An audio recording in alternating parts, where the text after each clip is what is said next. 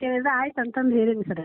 ಹ್ಮ್ ಹ್ಮ್ ಹ್ಮ್. ಬರ್ಬೋದು ಅಂದ್ರೆ ಒಂದು 3 ತಿಂಗಳು ಆಗ್ಬೋದು ಸರ್, ಅದು 2 ತಿಂಗಳು ಅಂತೂ ಆಗತ್ತೆ ಸರ್. ಏನೇನು ಲೊಕೇಶನ್ ಏನೇನು ಮಾರ್ಕ್ ಮಾಡಿದ್ದಾರೆ, ಎಲ್ಲೆಲ್ಲಿ ಮಾರ್ಕ್ ಮಾಡಿದ್ದಾರೆ?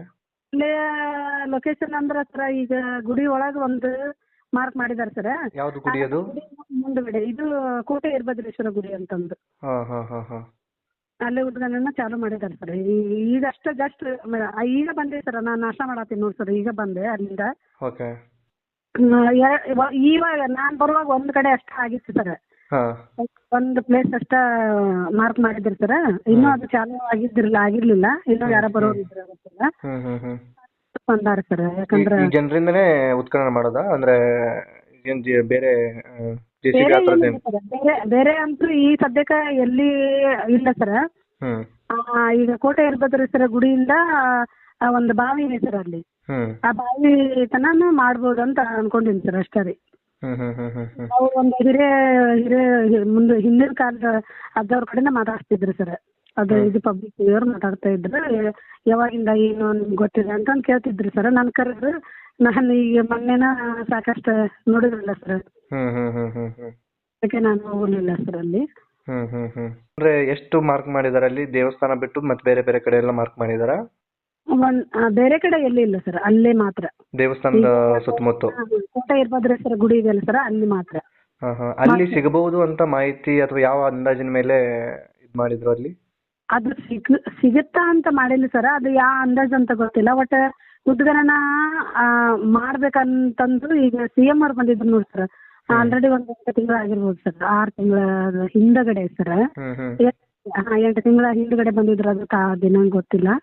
ಅವಾಗ ಅದನ್ನ ಉದ್ಘಾಟನೆ ಮಾಡೋಣ ಅಂತಂದು ಹೇಳಿ ಅಲ್ಲೆಲ್ಲ CM ಅವ್ರು ಬಂದು ಉದ್ಘಾಟನೆ ಮಾಡಿ ಹೋಗಿದ್ರು ಸರ್. ಅವಾಗಿಂದ ಇಲ್ಲಿವರೆಗಿನೂ ಏನು ಮಾಡಲಿಲ್ಲ ಅವರು, ಹಾಗೆ ಬಿಟ್ಟಿದ್ರು. ಮತ್ತೆ ಈಗ ಮೊನ್ನೆ ಏನು ಬಂಗಾರ ಸಿಕ್ತು ಅಂತಂದೇನು ಪ್ರಚಾರ ಆಯ್ತು ಸರ್, ನಾನು ಸರ್ಕಾರ ಆವಾಗಿಂದ ಮತ್ತ ಮಾಡ್ಬೇಕು, ಉದ್ಘಾಟನೆ ಚಾಲು ಮಾಡ್ಬೇಕು ಅನ್ನುವಂಥದ್ದು. ಮತ್ತ ಇವಾಗ ಈ ಮುಂಚೆನೆ ಆದೇಶ ಆಗಿತ್ತಾ ಹಾಗಾದ್ರೆ? ಈ ಮುಂಚೆ ಆಗಿತ್ತು ಸರ್. ಓಕೆ. ಆ ಮುಂಚೆ ಆಗಿರೋದ್ರಿಂದ ಇದು ಈಗ ನಿಧಿ ಸಿಕ್ಕಿರೋದ್ರಿಂದ ಎಚ್ಚೆತ್ಕೊಂಡು ಇವಾಗ ಮಾಡ್ತಿರೋದು ಹಾಗಾದ್ರೆ? ಹಾ ಸರ್, ಮುಂಚೆನೇ ಆಗಿತ್ತು ಸರ್, ಮುಂಚೆನೇ ಆಗಿತ್ತು. ಮತ್ತೆ ಒಳ್ಳೆ CM ಕೂಡ ಬಂದಿದ್ರು ಸರ್ ಲಕ್ಕೊಂಡಿಗೆ, ಮಾಡಿದ್ರು ಸರ್. ಅಲ್ಲೆಲ್ಲ ಗುದ್ದಿ ಪೂಜೆ ಆಗಿತ್ತು ಸರ್. ಅದ ನಂತರನ ಅದು ಸ್ವಲ್ಪ ಡಿಲೇ ಆಗಿತ್ತು ಸರ್, ಮತ್ತೆ ಸ್ಟಾಪ್ ಮಾಡಿದ್ರು. ಇವಾಗ ಈಗ ಅಂದಾಜಿಗೆ ಅದು ಬಂಗಾರ ಸಿಕ್ಕಿದ ಮೇಲೆ ಮಾಡಕತ್ತಾರ ಅಂತಂದ್ರೆ ಒಂದು ಇಷ್ಟೊತ್ತಿಗೆ ಆಗ್ಬೋದಿತ್ತು, ಆಲ್ರೆಡಿ ಮುಗೀತಿತ್ತು ಏನೋ. ಈಗ ಸ್ಟಾಪ್ ಮಾಡಿದ್ದಾರೆ ಸರ್. Okay okay okay. ಈಗ ಇಷ್ಟೆಲ್ಲ ಬೆಳವಣಿಗೆ ಈಗಷ್ಟೇ ಆರಂಭ ಆಗಿದ್ದು, ಇನ್ನು ಏನು ಅಷ್ಟು ಇದು ಮಾಡಿಲ್ಲ. ಏನು ಎಷ್ಟು ಆಳ ಅಗಿಬೇಕು ಈ ತರದ್ ಏನಾದ್ರು ಅಂದಾಜು ಆಗಿರೋದು ಮಾಹಿತಿ ಇದೆ ನಿಮ್ಗೆ?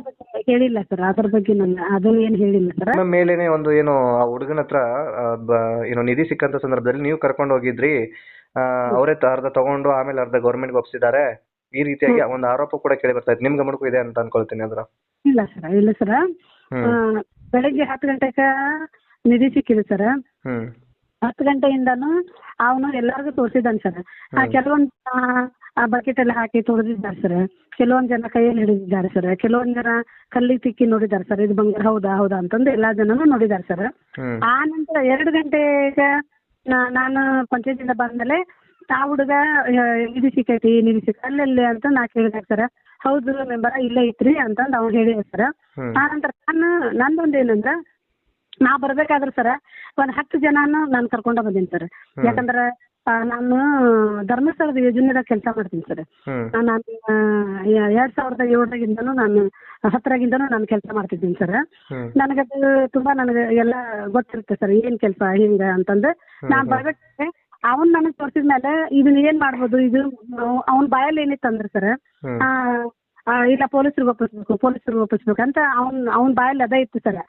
ಅಲ್ಲಿ ಇಷ್ಟು ಜನ ನೋಡಿದ್ರಲ್ಲ, ಯಾಕೆ ಅವ್ರು ತಲೆ ಹೋಗ್ಲಿಲ್ಲ, ಅವ್ರು ಯಾಕೆ ಅವ್ರು ಪೊಲೀಸರವ್ರಿಗೆ ಹೇಳಿ ಇದು ಸರ್ಕಾರಕ್ಕೆ ಹೇಳಿಲ್ಲ ಅಂತ ನನ್ನ ತಲೆಯಾಗ ಒಂದು ಕಾಡ್ತಿತ್ತು ಸರ್.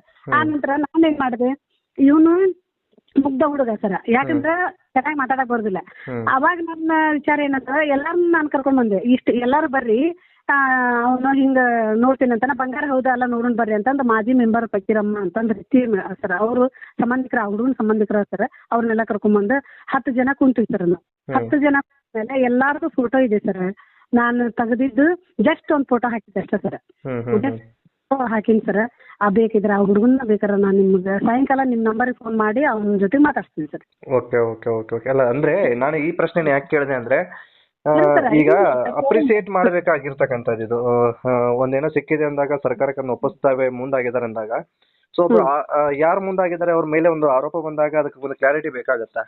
ಬೇಕಾಗುತ್ತೆ ಸರ್. ಓಕೆ ಈಗ ನೀವು ಆ ಒಂದು ಆರೋಪ ನೀವು ಒತ್ಕೊಂಡು ಓಡಾಡೋದು ಅಂದ್ರೆ ಕಷ್ಟನೇ. ಯಾಕಂದ್ರೆ ಈಗ ಇದು ನೀವು ವೈಯಕ್ತಿಕವಾಗಿ ನಿಮ್ಮ ಮೇಲೆ ಅಪ್ರಿಸಿಯೇಟ್ ಇದೆ, ನಮಗೆ ಒಂದು ಗುಡ್ ಒಪಿನಿಯನ್ ಇದೆ. ಯಾಕಂತಂದ್ರೆ ಸಿಕ್ಕಿರುವಂತದ್ದು ಒಬ್ಬ ಮುಗ್ಧ ಹುಡುಗ, ಅವನು ಎಷ್ಟು ಪರ್ಫೆಕ್ಟ್ ಆಗಿ ಕೆಲಸ ಮಾಡಿದಾನೋ ಅಷ್ಟೇ ಪರ್ಫೆಕ್ಟ್ ಆಗಿ ನೀವು ಕೆಲಸ ಮಾಡಿದಿರಿ ಈ ವಿಚಾರಕ್ಕೆ. ಅಂದ್ರೆ ಮೇಲ್ನೋಟಕ್ಕೆ ಅಲ್ಲಿ ಏನೇನಾಗಿದೆ ನಾವು ನಿಮ್ ಜೊತೆಗೆ ಇರಕ್ ಸಾಧ್ಯ ಇಲ್ಲ ಅಥವಾ ಇನ್ಯಾರ ಜೊತೆಗೆ ಇರಕ್ ಸಾಧ್ಯ ಇಲ್ಲ. ಸೊ ಈಗ ಆ ಮೇಲ್ನೋಟಕ್ಕೆ ಸಹಜವಾಗಿ ನಾವು ನೋಡೋದಾದ್ರೆ ಕಾನೂನು ರೀತಿಯಲ್ಲಿ ಏನೇನೋ ಕೆಲಸ ಆಗ್ಬೇಕಿತ್ತು, ಸೊ ಅದನ್ನ ಮಾಡೋದ್ರಲ್ಲೂ ನೀವು ಮುಂದಾಗಿದ್ದೀರಿ, ಅದಕ್ಕೆ ಅಪ್ರಿಸಿಯೇಟ್ ಇದೆ. ಅದೇ ಒಂದು ಆರೋಪ ಕೇಳಿ ಬಂದಾಗ ನಾವು ಅದ್ರ ಬಗ್ಗೆ ಪ್ರಶ್ನೆ ಮಾಡ್ಬೇಕಾಗತ್ತೆ, ಮತ್ತು ಜೊತೆಗೆ ನಿಮ್ ಬಗ್ಗೆ ಜನರಿಗೂ ಒಂದು ಕ್ಲಾರಿಟಿ ಬೇಕಾಗತ್ತೆ ಹೌದು ಸರ್. ಅಲ್ಲಿ ಏನಾಯ್ತು ಅಂತ. ಯಾಕಂತಂದ್ರೆ ಇದನ್ನ ಇಲ್ಲಿಗೆ ಸ್ಟಾಪ್ ಮಾಡ್ಬಿಟ್ರೆ ಅವರು ತಗೊಂಡಿರ್ಬೋದೇನೋ, ಮಾಡಿರ್ಬೋದೇನೋ, ಅದಕ್ಕೆ ಅದ್ರ ಬಗ್ಗೆ ಮಾತನಾಡ್ತಿಲ್ವೇನೋ, ಈ ತರದೊಂದು ಗೊಂದಲ ಜನರಲ್ಲಿ ಸೃಷ್ಟಿ ಆಗುತ್ತೆ. ಹಾಗಾಗಿ ಇದು ಕೇವಲ ಎಲ್ಲೋ ನಿಮ್ಮ ಒಂದು ಲಕ್ಕುಡಿ ಭಾಗಕ್ಕೆ ಅಥವಾ ಗದಗ ಭಾಗಕ್ಕೆ ಸೀಮಿತ ಆಗಿದ್ರೆ ಏನೋ ಒಂದು ಅಲ್ಲೇ ಇದಾಗ್ಬಿಡ್ಬೋದಿತ್ತೇನೋ. ಬಟ್ ಇದು ರಾಜ್ಯ ಅಷ್ಟೇ ಅಲ್ಲದೆ ದೇಶ ವ್ಯಾಪ್ತಿಯೂ ಕೂಡ ಸದ್ದು ಮಾಡ್ತಾ ಇರುವಂತ ವಿಚಾರ. ಹೌದು ಸರ್. ಹೌದು ಸರ್. ಅದಕ್ಕೆ ಇದನ್ನೊಂದು ಗಮನಕ್ಕೆ ತರಬೇಕಾಗಿತ್ತು, ಅದಕ್ಕೆ ಇದ್ರ ಬಗ್ಗೆ ಕೇಳಬೇಕಾಗಿತ್ತು, ಆ ವಿಚಾರಕ್ಕೆ ಸಂಬಂಧಪಟ್ಟ ಹಾಗೆ ಕೇಳಿರುವಂತ. ಹೇಳಿದ ವಿಷಯ ನನಗೆ ಬಹಳ ಮೆಚ್ಚುಗೆ ಸರ್. ನನಗೆ ನಾನು ಕೂಡ ನಾನು ಯಾರಾದ್ರೂ ಕೇಳಿದ್ರು ಇದೇ ತರ ಹೇಳಿ ಸರ್. ಅವತ್ತ MLA ಅವ್ರಿಗೇನು ಸಚಿವರಿಗೆ ಅವ್ರು ಕೇಳಿದ್ರು ಸರ್, ಪ್ರೆಸ್ ಅವ್ರು ಕೇಳಿದ್ರು ಸರ್. TV9 ಆಗ್ಬೋದು, ಆರ್ ಕನ್ನಡ ಆಗ್ಬೋದು, ಆನಂತರ ಜಿ ಕನ್ನಡ ಎಲ್ಲ ಬಂದಿದ್ರು ಸರ್. ಅವರೆಲ್ಲ ಕೇಳಿದ್ರು ಸರ್. ಕೇಳಿದಾಗ ಪವರ್ ಬಂದಿದ್ರು ಸರ್. ಬಂದಾಗ ಅವರೆಲ್ಲ ಕೇಳಿದ್ರು, ಇಲ್ರಿ ಅವ್ರ ಮೇಲೆ ಆರೋಪ ಇದೆಯಲ್ಲ ಅಂತ. ಅವ್ರು ಆರೋಪ ಮಾಡುದಿದ್ರೆ ನಮಗೆ ಎಲ್ಲಾರು ನನ್ನ ಸರ್ಕಾರಕ್ಕೆ ಒಪ್ಪಿಸಿ ನಮ್ಮನ್ನೆಲ್ಲ ಯಾಕೆ ಅವ್ರು ಮಾಡ್ಕೊಡ್ತಿದ್ರು? ಇದು ತಪ್ಪು. ಅವತ್ತನ್ನ ಪ್ರಶ್ನೆ ಕೊಟ್ಟಿದ್ದಾರೆ ಸರ್ ಅವರು. ನಾನು ಕೂಡ ಪ್ರಶ್ನೆ ಕೊಟ್ಟಿನಿ. ನಾನು ತಗೊಂಡಿದ್ರ ಬಂದು ತನಿಖೆ ಮಾಡ್ರಿ ಅಂತಂದು ಹೇಳಿದೀನಿ ಸರ್. ಅದು ಅಲ್ಲಿಗೆ ಸ್ಟಾಪ್ ಆಗಿದೆ. ಇವತ್ತ ಅವ್ರ ಮನೆಯವ್ರನ್ನ ಮಾತಾಡ್ಸಿದ್ರು ಸರ್. ಈಗೇನ್ ಮೊನ್ನೆ ಆರೋಪ ಕೊಟ್ಟಿದ್ರಲ್ಲ ಅವ್ರನ್ನ ಮಾತಾಡ್ಸಿದಾಗ ಇವತ್ತ ಈ ಯಾವ್ದೋ ಒಂದು ಚಾನೆಲ್ನವ್ರು ಬಂದಿದ್ರು ಸರ್. ಅವ್ರದ್ದು ಪೂರಾ ಹೆಸರು ಗೊತ್ತಿಲ್ಲ. ಅವ್ರ ಮುಂದೆ ಹೇಳಿದ್ರು ನಾವ್ ಇರ್ಲಿಲ್ಲ ಊರಲ್ಲಿ, ಆದ್ರೆ ಅವ್ರೆಲ್ಲರಿಗೂ ತೋರ್ಸಿದ್ಮೇಲೆ ಅವ್ರಿಗೆ ತೋರ್ಸಾರ. ಅವರು ಸರ್ಕಾರಕ್ಕೆ ಹೋಗ್ಸಿದ್ದಷ್ಟು ಗೊತ್ತು, ಇಲ್ಲೇ ಬಂಗಾರ ಅಂತ ಅಷ್ಟು ಹೇಳಿದಾರೆ ಸರ್. ಅದು ಮುಂದಿಂದು ನನಗೆ ಇನ್ನೂ ಅಷ್ಟೊಂದು ಮಾಹಿತಿ ಇಲ್ಲ ಸರ್. ಹಂಗಿದ್ರೆ ಅಲ್ಲ ಸರ್, ನಾನು ಒಂದು ವಿಚಾರ ಮಾಡ್ತೀನಿ. ಅಷ್ಟು ಅರ್ಧ ಬಂಗಾರ ತಕೊಂಡು ಅರ್ಧ ಬಂಗಾರ ನನಗೆ ಗೌರ್ಮೆಂಟಿಗೆ ಕೊಡುವಂಥದ್ದು ಅವಶ್ಯಕತೆ ಏನಿದೆ ಸರ್? ಹೌದಲ್ಲ ಸರ್?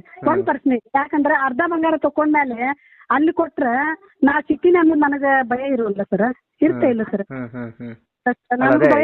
ಇದಕ್ಕೆ ನೀವೇ ಕ್ಲಾರಿಫಿಕೇಶನ್ ಕೊಡಬೇಕು. ಯಾಕಂದ್ರೆ ಆರೋಪ ಇದೆ ಅಂದಾಗ ನಾವು ಅದರ ಬಗ್ಗೆ ನಾವು ಮಾತನಾಡಕ್ ಆಗಲ್ಲ. ಯಾಕಂದ್ರೆ ನಿಮ್ಮ ಪರವಾಗಿ ಮಾತನಾಡುತ್ತೀವಿ ಅನ್ನೋದಕ್ಕಿಂತ ನಾವು ಒಂದು ಸಮಾಜದ ಕಳಕಳಿಯಿಂದ ನಾವು ಮಾತನಾಡಬೇಕಾಗತ್ತೆ. ಜೊತೆಗೆ ಸಮಾಜ ಅಂದಾಗ ನೀವು ಕೂಡ ಬರ್ತೀರಿ, ನಿಮ್ಮ ಮೇಲೆ ಒಂದು ಆರೋಪ ಬಂದಿದೆ ಅಂದಾಗ ಒಂದು ಒಳ್ಳೆ ಕೆಲಸ ಮಾಡಿದಾಗ ಅದ್ರ ಬಗ್ಗೆ ಕ್ಲಾರಿಟಿನೂ ಕೊಡಬೇಕಾಗತ್ತೆ. ಸೊ ಹಾಗಾಗಿ ನಾವು ಪ್ರಶ್ನೆ ಮಾಡಿರೋದು ಅಷ್ಟೇ, ಅದನ್ನ ಹೊರತುಪಡಿಸಿ ಬೇರೆ ಉದ್ದೇಶ ನಮ್ಗೇನು ಇಲ್ಲ ಇಲ್ಲಿ. ಸೊ ಹಾಗಾಗಿ ನಿಮ್ಮನ್ನ ಈ ಪ್ರಶ್ನೆ ಕೇಳಿದ್ರು. ಇದು ಪ್ರಶ್ನೆಗೆ ನೀವು ಉತ್ತರನ ಕೊಟ್ಟಿದ್ದೀರಿ, ಏನ್ ಇಲ್ಲ. ಅದು ಕಾನೂನು ರೀತಿಯಲ್ಲಿ ಏನಾದ್ರೂ ತನಿಖೆ ಇದ್ರೆ ಮಾಡಿ ಅಂತ ನೀವು ಸಹಜವಾಗಿ ಹೇಳ್ತಾ ಇದ್ದೀರಿ.